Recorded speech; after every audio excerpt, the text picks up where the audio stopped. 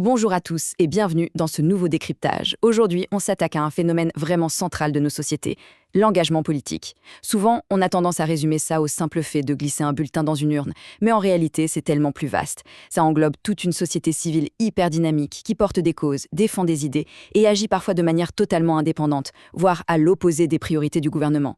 C'est absolument captivant de comprendre comment et pourquoi les gens décident de se mobiliser, parce que les mécanismes cachés derrière tout ça sont, parfois assez surprenants.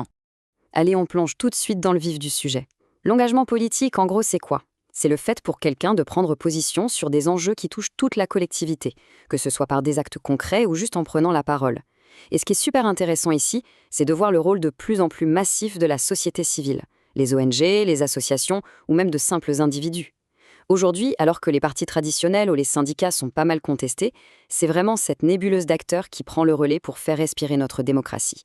Au programme de ce décryptage, on va procéder en 4 étapes. 1. Les différentes formes d'engagement. 2. Le fameux paradoxe de l'action.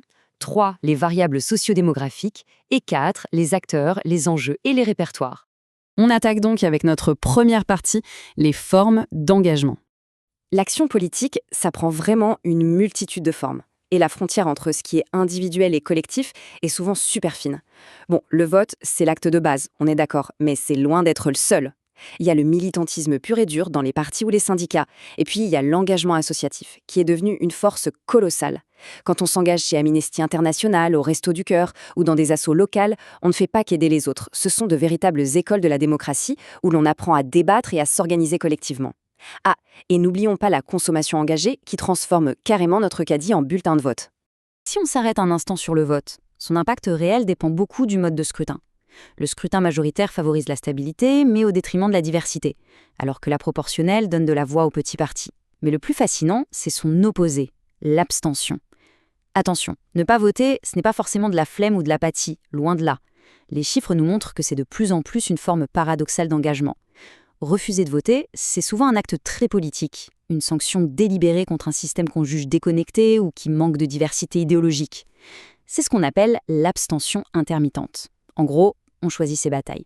Et comme on le disait, la politique s'invite jusque dans nos assiettes avec la consommation engagée. D'un côté, on a le boycott. C'est le fait d'acheter activement du bio, du local ou du commerce équitable pour soutenir un idéal ou par exemple de réduire sa consommation de viande. Et de l'autre côté, l'arme du refus, le boycott. L'histoire en est pleine, comme ce fameux boycott de la marque Bic lié au passé nazi de certains dirigeants. Quand ces choix personnels deviennent massifs, croyez-moi, ça pèse extrêmement lourd dans le débat public. On passe à notre deuxième partie, et c'est là qu'on va parler d'un véritable mystère comportemental, le paradoxe de l'action. C'est le sociologue Moncure Olson qui a mis le doigt sur ce problème. Et c'est brillant.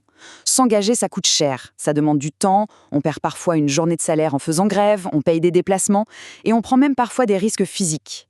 À l'inverse, si le mouvement réussit et obtient une hausse de salaire ou une nouvelle loi, ceux qui sont restés bien au chaud chez eux vont en profiter tout autant. Du coup, la question se pose, d'un point de vue purement utilitariste, pourquoi est-ce que quelqu'un accepterait de payer le prix fort alors que les bénéfices vont de toute façon tomber tout crus dans le bec de tout le monde ? Alors, qu'est-ce qui pousse les gens à bouger ? Comment on résout ce paradoxe ? Les organisations utilisent 2 leviers hyper puissants. Le premier, ce sont les incitations sélectives. C'est purement économique. Une promotion pour ceux qui s'impliquent ou à l'inverse, une mise au placard pour les non-grévistes. Le deuxième levier, souvent bien plus fort, ce sont les rétributions symboliques, l'immatériel.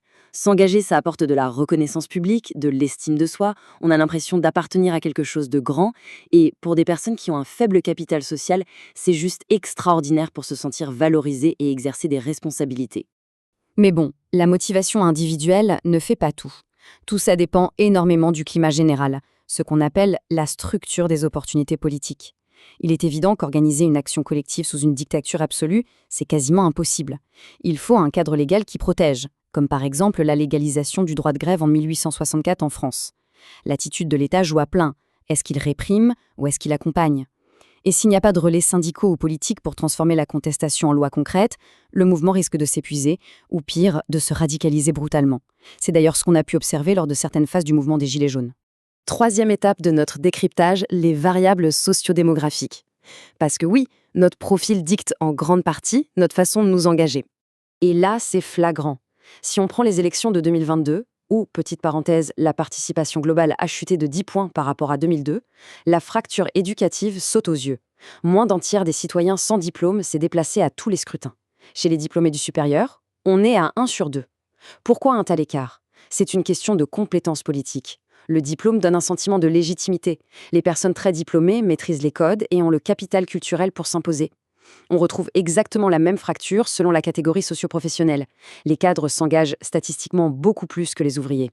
C'est mathématique, le manque de capital scolaire ou économique freine l'accès au militantisme. Il y a aussi la question de l'âge, avec 2 dynamiques bien distinctes qu'il faut séparer. D'abord, l'effet d'âge. C'est lié aux étapes de la vie. Les jeunes votent moins que leurs aînés parce qu'ils se heurtent souvent à des portes closes pour accéder aux responsabilités. Mais ce qui est beaucoup plus profond, c'est l'effet de génération. C'est une vraie lame de fond historique. À âge égal, la génération d'aujourd'hui s'engage beaucoup moins dans la politique traditionnelle que celle d'hier.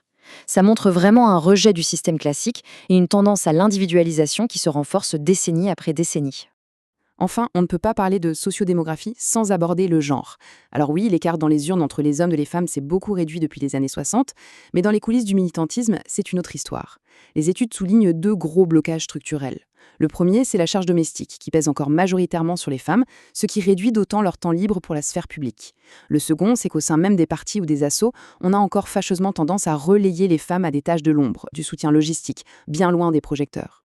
Ce qui nous amène à notre 4e et dernière partie, l'évolution des acteurs, des enjeux et des répertoires d'action. Faut dire que les raisons de se battre ont fait une sacrée mutation historique. Jusque dans les années 60, on manifestait surtout pour la survie matérielle, les salaires, les conditions de travail à l'usine. Une fois qu'un certain niveau de confort a été atteint dans les années 80, on est passé à des combats dits post-matériels, le féminisme, l'écologie, les droits des minorités. Puis, dans les années 2000, l'altermondialisme a pris le relais en ciblant les dérives du capitalisme global. Et aujourd'hui, depuis les années 2010, on voit le grand retour des luttes contre la précarité moderne avec les mouvements des sans-papiers, sans-abri. Avec de nouvelles batailles, logiquement, on a vu émerger de nouveaux combattants. Les grands syndicats et les partis traditionnels, souvent perçus comme trop lourds ou dépassés, perdent des troupes à vue d'œil. Mais comme la nature a horreur du vide, une multitude de nouveaux acteurs a pris la relève. On parle de collectifs citoyens hyper fluides qui s'organisent vite, souvent de manière très décentralisée, autour d'une cause bien précise. Des coordinations de professionnels, des ONG ultra spécialisées ou des mouvements spontanés comme Nuit debout ou les ZAD. Aujourd'hui, c'est cette nébuleuse, souvent éphémère, qui donne le tempo de la contestation. Du coup, la boîte à outils des manifestants, les fameux répertoires d'action, a dû se réinventer. La grève classique en entreprise recule, mais de nouvelles tactiques explosent. On bloque des ronds-points, ou carrément on crée des micro-sociétés alternatives en occupant des terrains sur le très long terme, comme dans les ZAD. Les actions physiques se mélangent au numérique, on lance des boycotts massifs sur les réseaux, on éteint les enseignes lumineuses des magasins en pleine nuit. Le point commun de toutes ces nouvelles méthodes, elles sont pensées pour faire de belles images. L'objectif, c'est une médiatisation immédiate et massive, dopée par les réseaux sociaux. Alors qu'est-ce qu'on retient de tout ça? Eh bien, l'engagement politique n'est absolument pas mort, il a juste fait sa mue. Les citoyens d'aujourd'hui ne veulent plus forcément s'enfermer dans de vieilles structures rigides. Ils préfèrent l'action coup de poing, le réseau fluide, le combat sur mesure. Bien sûr, le paradoxe de l'action est toujours là et les inégalités pour se faire entendre restent fortes. Mais la société civile déborde d'inventivité pour contourner ces obstacles.